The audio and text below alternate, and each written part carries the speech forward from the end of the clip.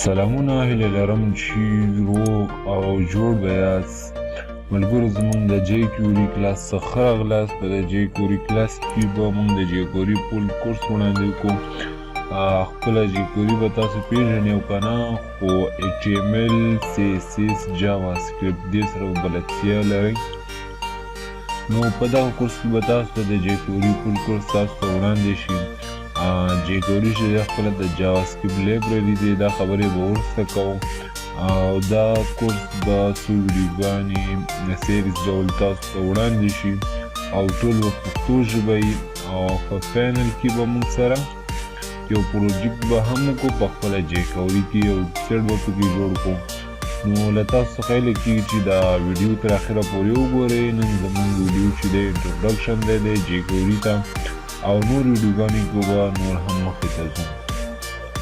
نو جی کیوري په اړه موږ خبرې کوو. لومړی پوښتنه ده وټ از د جی کیوري. جی کیوري موږ سره چی دی؟ جی کیوري از ا جاوا سکرپټ لایبرري. دا چې دا خپله جاوا سکرپټ لایبرري ده. جاوا سکرپټ خپله پروګرامینګ لنګویج دی د HTML او د ویب په برخه کې. جاوا سکرپټ به تاسو پیژنئ. هغه لایبرري ده. لایبرري خپله موږ چې دی کتابتون ته وایو، تاسو ته پته ده.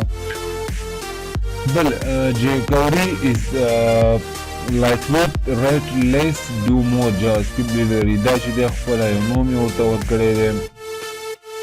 او بل زموږ د جی کیوري په خپل ویبسایټ کې استفاده کولو مقصد دا دی چې موږ ته خپله چې جاوا سکرپټ کې لږ نالج معلومات ولرو جاوا سکرپټ کې. نو جی کیوري چې دی موږ ته یو فریم ورک دی چې په اسانۍ سره کولی شو ویبسایټونو کې افیکټ انیمیشن او داسې نور کارونه ترسره کړو. بل وټ یو شوډ تاسو باید مخکې نه په څه باندې نالج معلومات ولرئ. بیسیک معلومات HTML دی، CSS دی او جاوا سکرپټ دی. تاسو باید په دې باندې حتما یو څه معلومات ولرئ. او که چیرې تاسو په HTML CSS جاوا سکرپټ باندې هم نه پوهیږئ نو کولی شئ کمنټ وکړئ موږ ته. او بل تاسو باید په دې کې ښه صحیح معلومات ولرئ HTML CSS جاوا سکرپټ کې. په دې باندې لږ معلومات بیسیک معلومات. بل جاوا سکرپټ لایبرري contains the following features. دا چې دی موږ سره په لاندې شیانو کې چې دی دا ورسره شامل دی. HTML DOM منیپولیشن دی، CSS منیپولیشن دی، HTML ایونټ میتود دی او زیات استعمالیدونکی پکې افیکټس انیمیشن دی، اجاز. او دا به په یو یو بیا تشریح کوو.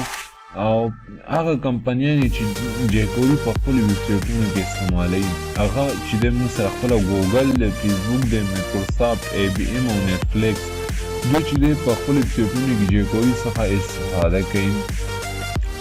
بل دا موږ سره د جی کیوري په اړه معلومات چې ما درته په پاور پوینټ کې یو څه معلومات درته راغونډ کړم نو دا موږ سره انټروډکشن و. نو په راتلونکو ویډیوګانو کې به موږ نور هم مخې ته ځو.